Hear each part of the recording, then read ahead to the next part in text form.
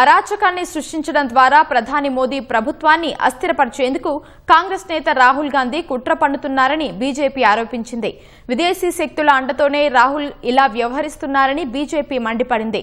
ఏడాదిలోపు మోదీ ప్రభుత్వం కూలిపోతుందంటూ కాంగ్రెస్ మైనారిటీ విభాగం అడ్వైజరీ కౌన్సిల్లో రాహుల్ చేసిన వ్యాఖ్యలతో అసలు కుట్ర బయటపడిందని బీజేపీ జాతీయ ప్రతినిధి సంబిత్ పాత్ర ఆరోపించారు.